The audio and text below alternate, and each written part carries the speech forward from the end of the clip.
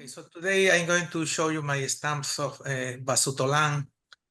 And so it's a small number of stamps, it's not too many.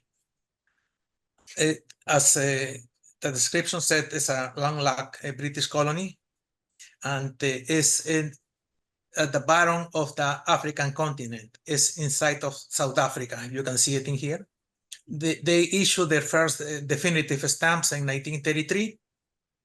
And previously that postal service was managed by the Union of South Africa. Then in 1966, they got the independence of the British Empire, and it was renamed the Kingdom of Lesotho. So now I have a few stamps in here. The first stamp in the left is a part of the first definitive group of stamps. You see George V. This is 1933. You see a Nile crocodile at the bottom and some mountains on the back. And the currency is 4 pence. And you see the name Basutoland here. The next group of stamps was printed in 1938. So this definitive stamps too is exactly the same, but with a small difference, you know, that the king, of course, is George VI in here, and the currency is 10 shillings, right? Now, the next stamp actually is, I found it very meaningful stamp in here. This is a visit that the royal family did to the southern part of Africa after the World War II. So this is 1947. So this was a tour that lasted 3 months, and the entire family went. You know that Princess Margaret, the Queen Mother, George VI, and Princess Elizabeth. You got the name of the country here, and it is 1 shilling. They visit several of their colonies. In Southern Africa, they went to Swaziland, Bechuanaland. They went to part of Southern Rhodesia, of course, South Africa, and Basutoland. So they visit all of these colonies. Now, the main official activity was to open the parliament. There was a parliament in South Africa, and they did that during the trip. You know, so they travel a lot. They said about 10,000 miles. They use railroads and you know, through different ways. So it was 3 months, and they were very welcome everywhere. Hundreds of thousands of people saw them.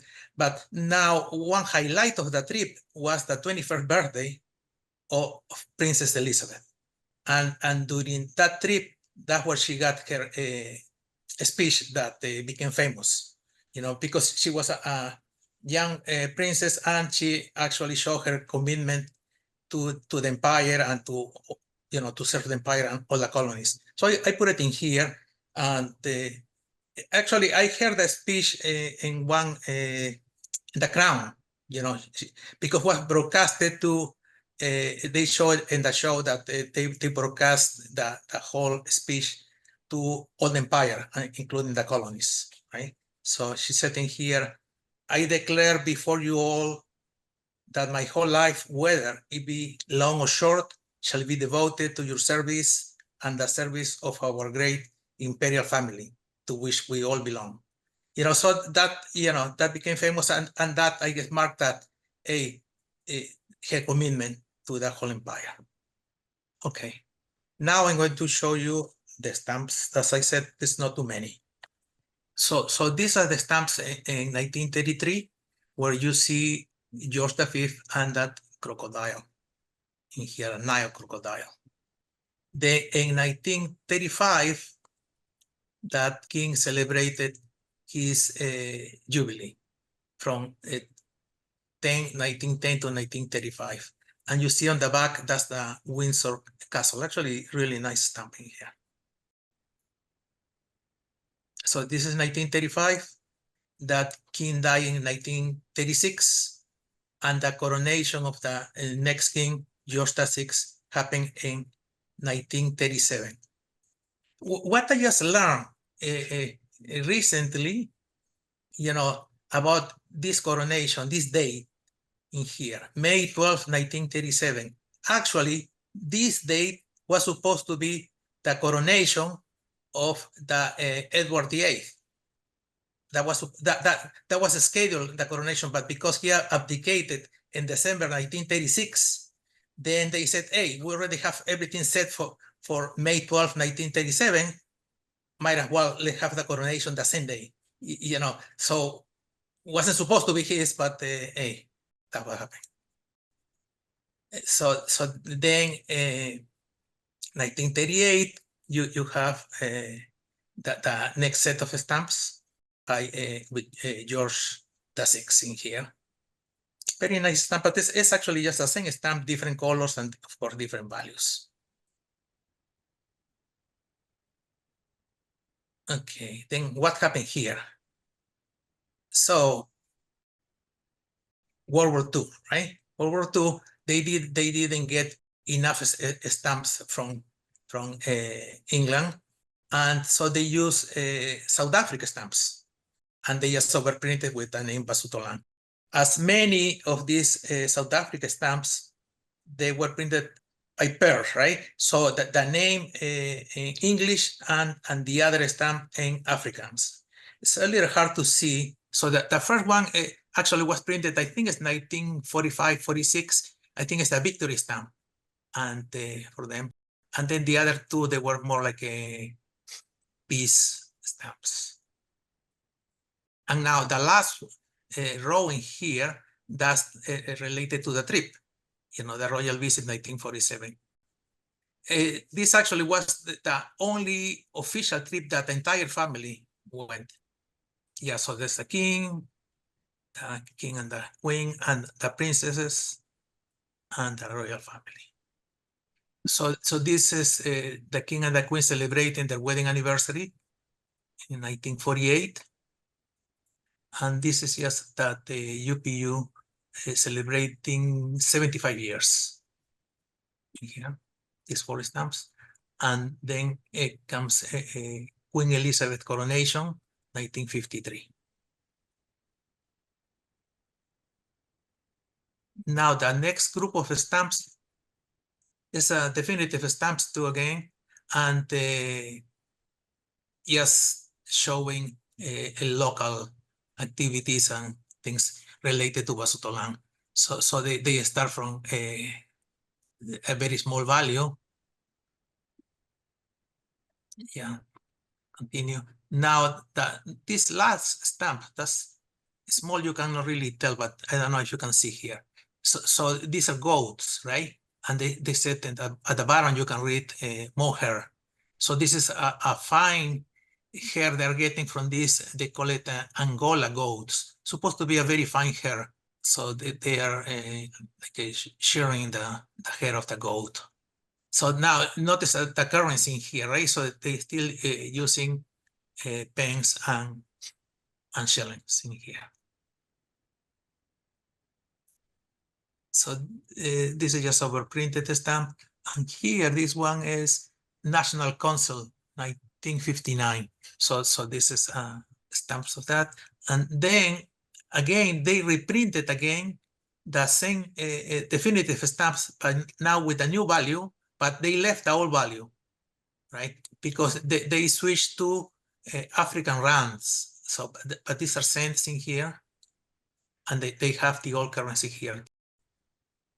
Now, these 2 stamps, one is a variation, right? It's a same stamp, but you can see that the fonts are different. Same thing here.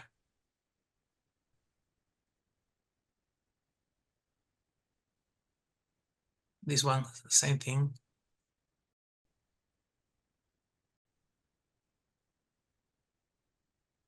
Now, this one actually has 2 variations, right? So between the first and the second, you can tell the difference right away. It's different. Now, with the third, of course, it's different. But one thing easy that you can tell, if you look at the C, you know, is that curve is smaller than the other two. So right away you can tell, but also the fonts are different. So through all this series, they kept it both values, the old one and the new value. So the continuing here, this is with the both values, and this actually is the last of that set. And here is also two variations.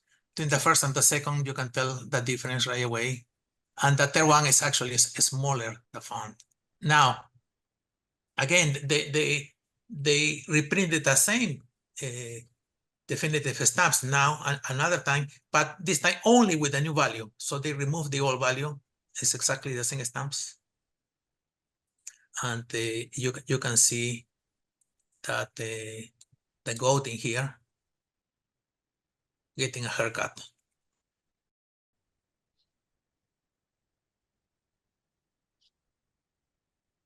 Now, next set of stamps.